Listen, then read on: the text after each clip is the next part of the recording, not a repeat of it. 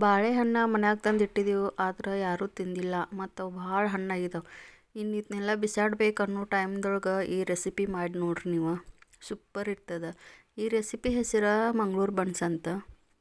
ಮಾಡೋದಕ್ಕೆ ಭಾಳ ಈಸಿ ಮತ್ತು ತಿನ್ನೋದಕ್ಕೂ ಅಷ್ಟು ಟೇಸ್ಟಿಯಾಗಿರ್ತದೆ. ಇದು ಇಂಗ್ರೀಡಿಯೆಂಟ್ಸ್ ಏನೂ ಭಾಳ ಹತ್ತಂಗಿಲ್ಲ, ಏಕ್ದಮ್ ಸಿಂಪಲ್ ರೆಸಿಪಿ ಐತಿ.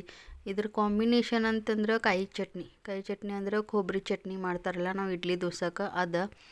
ಇನ್ನು ಈ ರೆಸಿಪಿ ಮಾಡೋದು ಹೆಂಗಂತ ಹೇಳ್ಕೊಡ್ತೀನಿ ಬರ್ರಿ. ಈಗ ನನ್ನ ಹತ್ತಿರ 4 ಬಾಳೆಹಣ್ಣು ಅದಾವೆ, ಅವು ಭಾಳ ಹಣ್ಣಾಗಿದ್ದಾವೆ ನೋಡ್ರಿ. ಮ್ಯಾಗೆಲ್ಲ ಬ್ಲ್ಯಾಕ್ ಡಾಟ್ಸ್ ಬಂದವೆ. ಅದಕ್ಕೆ ಈ ಥರ ಹಣ್ಣಾಗಿದ್ದು ಬಾಳೆಹಣ್ಣು ಬೇಕಿದ್ದಕ್ಕೆ, ಅಂದ್ರನ ಟೇಸ್ಟ್ ಆಗ್ತದೆ ಇದು ರೆಸಿಪಿ. ಇನ್ನು ನಾ ಇದನ್ನು ಮಾಡೋಕ್ಕೆ 3 ಬಾಳೆಹಣ್ಣು ತೊಗೊಂಡೇನಿ. 3 ಕಟ್ ಮಾಡಿ ಮಿಕ್ಸಿ ಜಾರೊಳಗೆ ಹಾಕ್ಕೊಂಡೇನಿ. ಮತ್ತು ಇದಕ್ಕೆ 1 ಬಟ್ಲು ಆಗೋಷ್ಟು ಹುಳಿ ಮೊಸರು ತೊಗೊಂಡೇನಿ. ಮತ್ತು 2 ಟೇಬಲ್ ಸ್ಪೂನ್ ಆಗುವಷ್ಟು ಸಕ್ಕರೆ ತೊಗೊಂಡೇನಿ.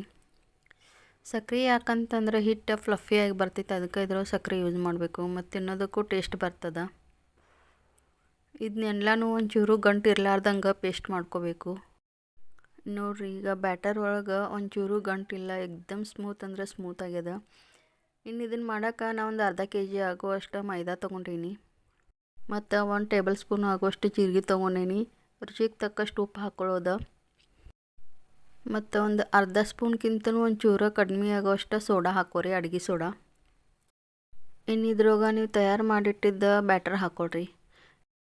ಎಲ್ಲನೂ ಒಂದೇ ಸರ್ತಿ ಹಾಕ್ಕೋಬೇಡ್ರಿ, ಒಂದು ಸ್ವಲ್ಪ ಹಾಕೊಂಡು ನಾದ್ಕೋರಿ. ಯಾಕಂದ್ರೆ ತೆಳ್ಳಗಾಯ್ತಂದ್ರೆ ಮತ್ತೊಂದು ಸ್ವಲ್ಪ ಹಿಟ್ಟು ಜಾಸ್ತಿ ಹಾಕ್ಕೋಬೇಕಾಗ್ತೈತಿ.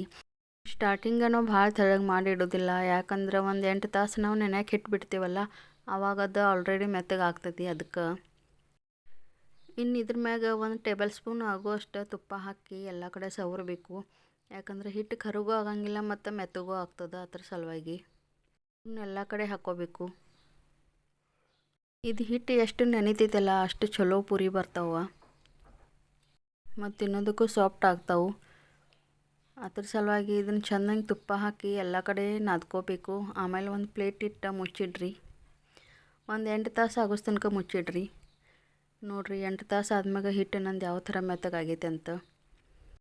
ಇನ್ನು ಇದನ್ನು ಮತ್ತೊಂದು ಸರ್ತಿ ಎಲ್ಲನೂ ಚಲೋದಂಗೆ ನಾದ್ಕೋಬೇಕು, 1-2 ನಿಮಿಷ ಆಗೋವಟ್ಟು.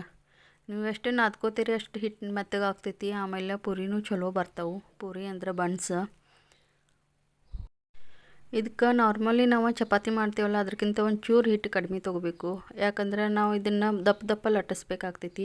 ಏಕ್ದಮ್ ತಿಳುವು ಲಟ್ಸಿದ್ರೆ ಭಾಳ ಕಟ್ಟರಾಗ್ತಾವೆ, ಅದ್ರ ಸಲುವಾಗಿ ನಾವು ಒಂದು ಚಪಾತಿ ಹಿಟ್ಟಿಗಿಂತನೂ ಒಂದು ಸ್ವಲ್ಪ ಕಡಿಮೆ ತೊಗೊಂಡು ಈಗ ಇಲ್ಲಿ ಪೂರಿ ಮಾಡತ್ತೇನೆ ನೋಡ್ರಿ. ಮೈದಾ ಹಿಟ್ಟು ಇರೋದ್ರಿಂದ ಒಂದು ಸ್ವಲ್ಪ ಜಾಸ್ತಿನೇ ಪ್ರೆಸ್ ಮಾಡೋಕೆ ಹತ್ತೈತಿ. ಇದಕ್ಕೆ ಸ್ಲೋ ಪ್ರೆಸ್ ಮಾಡಿದ್ರೆ ಜಲ್ದಿ ದೊಡ್ಡ ಆಗಂಗಿಲ್ಲ. ಅದಕ್ಕೆ ಈಗ ನಾನು ಇಲ್ಲಿ ಪೂರಿ ಇಷ್ಟು ದಪ್ಪ ತಯಾರು ಮಾಡ್ಕೊಂಡೇನಿ ನೋಡ್ರಿ ನಾನು. ಇನ್ನು ಇದಕ್ಕೆ ಏಕ್ದಮ್ ಕಡಕ್ ಕಾದಿದ್ದು ಎಣ್ಣೆ ತೊಗೋಬೇಕು. ಫಸ್ಟ್ ಕಡಕ್ ಕಾಯಿಸ್ರಿ, ಆಮೇಲೆ ಪೂರಿ ಹಾಕಿದ ಮ್ಯಾಗ ಲೋ ಫ್ಲೇಮ್ ಒಳಗೆ ಇಟ್ಕೊಂಡು ಫ್ರೈ ಮಾಡ್ಕೋಬೇಕು.